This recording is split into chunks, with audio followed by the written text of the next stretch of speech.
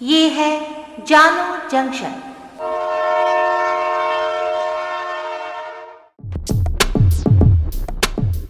नमस्कार, आज है 11 मार्च 2022। मैं हूं पूजा वर्मा और आप सुन रहे हैं जानो जंक्शन पे Hindi news podcast news rail.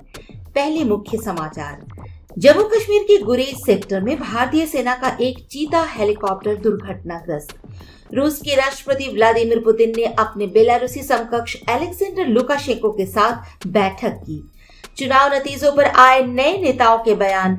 Amarinder Singh ने कहा, कभी नहीं सीखेगा पार्टी नेतृत्व। चीन में फिर से कोविड-19 का खतरा। 90 लाख की आबादी वाले शहर में लॉकडाउन लगाया गया। नवाब मलिक की बंदी प्रत्यक्षीकरण याचिका पर सुनवाई पूरी। 15 मार्च को फैसला सुनाएगा बॉम्बे हाई कोर्ट। प्रियंका गांधी ने यूपी में जिन 144 महिलाओं को कांग्रेस उम्मीदवार बनाकर उतारा था, उनमें से 137 की जमानत जब्त। पटना में हेयर ट्रांसप्लांट का ट्रीटमेंट ले रहे एक बीएमपी जवान की हुई मौत।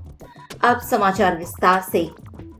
जम्मू कश्मीर के गुरेज सेक्टर में भारतीय सेना का एक चीता हेलीकॉप्टर दुर्घटनाग्रस्त हो गया है। सुरक्षा बलों के तलाशी दल हेलीकॉप्टर के चालक दल के बचाव के लिए बर्फीले इलाके में पहुंच रहे हैं। 29 वर्षीय सह पायलट मेजर संकल्प यादव ने 92 बेस अस्पताल में दम तोड़ दिया है।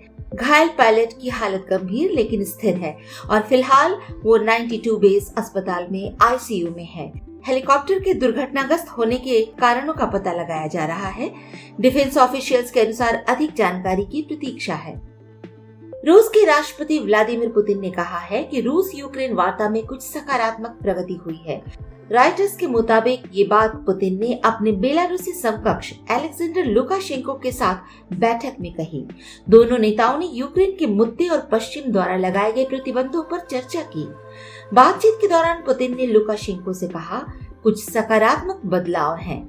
उन्होंने ये भी कहा कि व्यवहारिक रूप से दैनिक आधार पर बातचीत जारी है। पंजाब में इस बार चुनाव में कई बड़े दिग्गज धराशायी हो गए, जिनमें एक बड़ा नाम पूर्व मुख्यमंत्री कैप्टन अमरिंदर सिंह का भी है। कांग्रेस की तरफ से आरोप लगाए गए कि कैप्टन के 4.5 साल के कार्यकाल की वजह से ही पार्टी को नुकसान हुआ। इस पर अब अमरिंदर सिंह की तरफ से जवाब आया है। अमरिंदर सिंह ने कांग्रेस पर निशाना साधा और कहा कि पार्टी नेतृत्व कभी नहीं सीखेगा। कैप्टन अमरिंदर सिंह की ये टिप्पणी कांग्रेस नेता रणदीप सिंह सुरजेवाला के ये कहने के एक दिन बाद आई है कि पंजाब में भले ही पार्टी ने एक विनम्र, स्वच्छ और जमीनी नेतृत्व प्रस्तुत किया, लेकिन ये अमरिंदर सिंह सरकार की 4.5 साल की सत्ता विरोधी लहर को दूर करने में विफल रहा और लोगों ने बदलाव के लिए मतदान किया। मायावती ने कहा है कि मुस्लिम समाज बसपा के साथ तो लगा रहा, परंतु इनका वोट समाजवादी पार्टी की तरफ शिफ्ट कर गया। इससे बीएसपी को भारी नुकसान हुआ। मुस्लिम समाज ने बार बार आजमाई पार्टी बसपा से ज्यादा सपा पर भरोसा करने की बड़ी भारी भूल की है।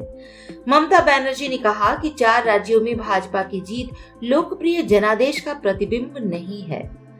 2022 यूपी विधानसभा चुनाव में कांग्रेस ने 30 साल बाद प्रियंका की अगुवाई में सभी 403 सीटों पर प्रत्याशी उतारे थे। लड़की हूं, लड़ सकती हूं के नारे के साथ प्रियंका ने 40% महिलाओं को टिकट दिए। हालांकि नतीजों में कांग्रेस का प्रदर्शन पिछले विधानसभा चुनाव से भी खराब रहा। पार्टी 403 सीटों में से केवल 2 सीटें ही जीत पाई। कांग्रेस के लिए प्रियंका आखिरी उम्मीद थी। उसे लगता था उत्तर प्रदेश के चुनाव से प्रियंका का जादू चलेगा, इसके बाद शायद पार्टी में नई ऊर्जा आएगी। नतीजा बहुत निराशाजनक रहा। पार्टी को गिनती की 2 सीटें मिली, पहले चुनाव से भी 5 कम। पार्टी ने 144 महिला उम्मीदवार को टिकट दिए, लेकिन रामपुर खास सीट से आराधना मिश्रा को ही सिर्फ कामयाबी मिली। बाकी 137 महिला उम्मीदवार की जमानत जब्त हो गई। कांग्रेस की 144 में से सिर्फ एक महिला प्रत्याशी जीती। चीन ने 90 लाख की आबादी वाले पूर्वोत्तर शहर चांगचुन में लॉकडाउन लगाने का शुक्रवार को आदेश दिया। चीन ने लॉकडाउन लगाने का ये आदेश इस क्षेत्र में कोविड-19 के मामलों में बढ़ोतरी के बीच दिया है। इसके तहत निवासियों को घर पर ही रहना होगा और 3 दौर की सामूहिक जांच से गुजरना होगा। वहीं गैर आवश्यक व्यवसायों को बंद कर दिया गया है और परिवहन संपर्क निलंबित कर दिए गए हैं। चीन में शुक्रवार को देश भर में स्थानीय ट्रांसमिशन के 397 और मामले सामने आए, जिनमें से 98 मामले जिलिन प्रांत से आए हैं। इस बीच स्वास्थ्य आयोग ने कहा कि चीन पहली बार तेजी से एंटीजन परीक्षण शुरू करेगा क्योंकि कोविड-19 का प्रकोप फैल रहा है।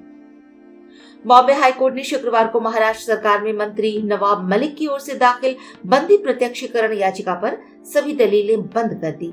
राष्ट्रवादी कांग्रेस पार्टी के वरिष्ठ नेता मलिक ने ये याचिका प्रवर्तन निदेशालय की ओर से अपनी गिरफ्तारी को चुनौती देते हुए दाखिल की थी।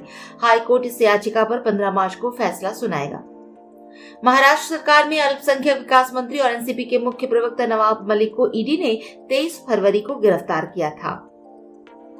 बीएमपी में कार्यरत मनोरंजन पासवान नाम के सिपाही की हेयर ट्रांसप्लांट के बाद तबीयत बिगड़ने से मौत हो गई। बताया जा रहा है कि अगले कुछ हफ्तों में उनकी शादी होने वाली थी। बीएमपी जवान का लंबे समय से पटना की बोरिंग रोड स्थित एक क्लिनिक में हेयर ट्रांसप्लांट ट्रीटमेंट चल रहा था। मिली जानकारी के अनुसार कुछ दिन से इनका शरीर काला होने लगा। तबीयत बिगड़ने पर इन्हें रूबन हॉस्पिटल में भर्ती कराया गया, लेकिन 1 घंटे के अंदर इनकी मौत हो गई। हालांकि इस मामले में किसी पक्ष की ओर से अब तक कोई कानूनी कार्रवाई नहीं की गई है। डॉक्टर AK सिंह ने बताया कि रोगी गंभीर हालत में इमरजेंसी में लाया गया था। ट्रांसप्लांट के क्रम में कौन सी दवाइयां दी गई थी, क्या रिएक्शन हुआ, ये बिस्तरा जांच रिपोर्ट आने के बाद ही पता चलेगा। आज के लिए इतना ही। सुनते रहिए जानू जंक्शन पे न्यूज रेल।